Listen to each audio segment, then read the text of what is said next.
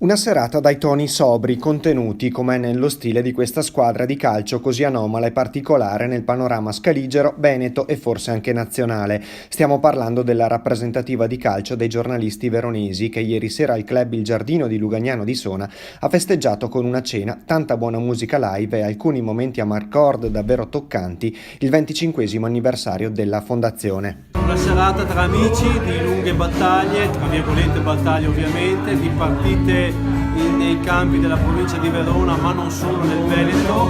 L'amicizia che si è cementata, pallone dopo pallone, gol subito, gol fatto. Correva l'annata 1993-94, un gruppo di colleghi scaligeri decisero di mettere in piedi una squadra per condividere dei momenti di allegria e di spensieratezza al di fuori delle rispettive redazioni. In un quarto di secolo decine di giornalisti e decine di amici hanno vestito la maglia della rappresentativa, presieduta e allenata dal mister giocatore Raffaele Tomelleri, che ha nella sua mission anche uno scopo sociale, tra le iniziative benefiche anche il sostegno da diversi anni di alcune classi di bambini di Tananarive in Madagascar.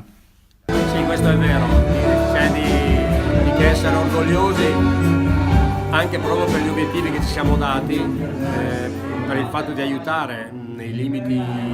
che ci sono permessi dei bambini in difficoltà, di partecipare a tante iniziative benefiche. Questo è un motivo in più che giustifica anche, che dà un senso a quello che facciamo. Durante la serata sono stati premiati 2 giornalisti di lungo corso che oggi non giocano più, ma che non hanno mai smesso di seguire la squadra, Angelo Pangrazio e Filippo Brunetto, entrambi premiati con la maglia del 25° e con il ritiro dei numeri 2 e 5. Ha un valore di amicizia, di sport, di professione. Sono 3 punti fondamentali, imprescindibili, che danno la cifra dell'impegno di persone che si vogliono confrontare, che stanno insieme al di là delle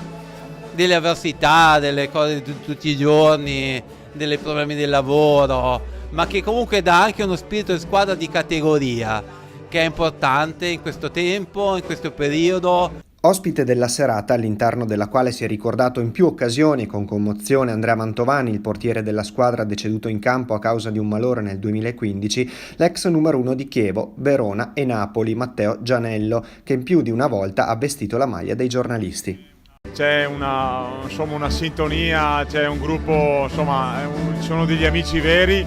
che lottano per un obiettivo che è sempre, la partita, c'è un agonismo, una partita dove si vuole vincere, però il fatto che